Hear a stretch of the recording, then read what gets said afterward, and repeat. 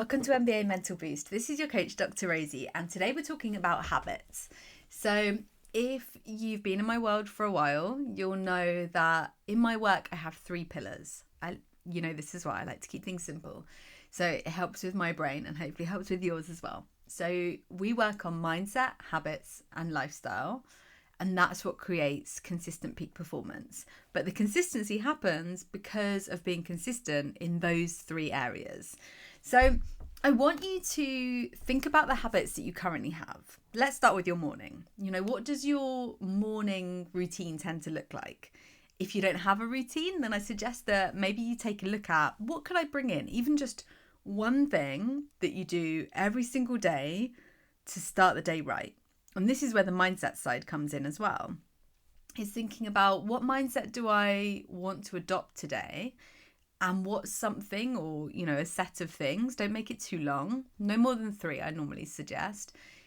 What's going to help me to get into that mindset? So it might be things like journaling or doing some stretches or leaning into a visualization or a meditation or breath work, whatever it is. But just having some consistent habits that whether you're on the road, whether you're at home, whether it's a training day, game day, rest day, it doesn't matter, you do these things. And then that helps you to practice consistency. So if you're practicing those habits consistently, day in, day out, 1, it's so simple. But 2, your brain likes this. Your brain loves consistency because it's just nice and easy. So what also happens is your brain is then getting in these mental reps. And you start to remind yourself that I'm a person who shows up for themselves every single day. And that starts with your habits. I also want you to look at your recovery habits. What are you doing right now to support with your recovery? Things like, how am I supporting my sleep, my nutrition, my stretching, my mental rest? And again, being consistent with it. Having a routine that maybe you do after every game, having a routine that you go through on an off day. And I'm going to keep bringing it back to you. It doesn't need to be huge. I would really recommend that it's not because it's going to feel overwhelming. But just really simple stuff like, turning your phone off an hour before bed. Maybe it could be, after a game, being conscious about what you're eating, what you're putting into your body. Is that going to help me to rest and recharge and recover? Just really small things done consistently day in, day out lead to great things. And this is kind of the next point that I want to come on to, is that those habits are going to impact your performance. So 1, you've got, the simplicity. When we can keep our mind free from clutter, it's going to help you to perform better. You're going to get into flow state faster as well. But also your consistency with your habits and habits that support you. Let's look at high performance habits. If anyone is a Brendan Burchard fan, he is the guy that got me into high performance coaching. And if you haven't checked him out, go check him out in his book, High Performance Habits. So he's written loads of books, but that was the one that got me interested in all of this work. I'm trying to remember even when that was, 2009, 2010 or something. It's been a long time. Anyway, so I want you to look at these high performance habits because working on those habits day in, day out, they compound over time. And that helps to prevent burnout and increases mental resilience as well. And then you start to have mastery over those habits. And that's then what helps you to perform at your best on the court. Because those habits compounding over time leads to that consistent high performance without burning out. So I'm going to make this episode short. Each day I'm going to try and get them shorter. But just, I want you to have a think about, what habits do you already have? Do they serve you? If so, do you want to continue doing them? If they don't serve you, then how can we stop?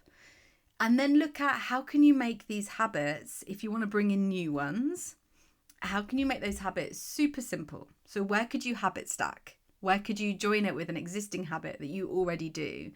Could you, if you don't already have one, create a ritual before games that helps you to tap into that energy that you want to bring, that mindset that you want to have? Could you create some moments for self-reflection or consistent recovery protocols? Whatever it is. And I'm giving you lots of different ideas, but you don't have to go to every single one of them first. Just choose one area, and we work on that. And then once that's optimized and that's running at that kind of optimum automated state, then we look at other ones. So you might want to start with your morning routine or just your recovery. Break it down, make it really small, and then stay consistent. If it helps, like ticking things off, I personally really like that. It works well for me. My clients have like a habit tracker where they can tick all their things. Create some way that you can keep yourself accountable, because then also you're going to look back over and you'll see how far you've come to. On the days where you feel like you can't be asked, you can then look back and be like, well, look, this is the progress that I've made. I'm way better than I was 12 weeks ago, or, even 1 week ago. Yeah, I'm really proud that I stayed consistent, 80% of the time. That's great. Then we look at, okay, those days where I missed those habits, what can I do differently next time to help me to stay consistent? And if self-accountability is hard, then look for a buddy. If you don't have a coach already, look for someone else who is also looking to make changes. I do this with my fitness. I have someone else who is getting back into fitness too, and we check in with each other every day. What are you doing today? How did yesterday go? Like, we're constantly checking in, and I need that external accountability for my physical side. Mental side, it's not surprising. I'm good. I don't need external accountability. Physical, I do, because it's very easy for me to stop and give up. Although, as I'm saying this, I'm catching my own thinking. That's the story, saying that it's very easy for me to give up. Maybe that's who I was in the past. It's not who I am today.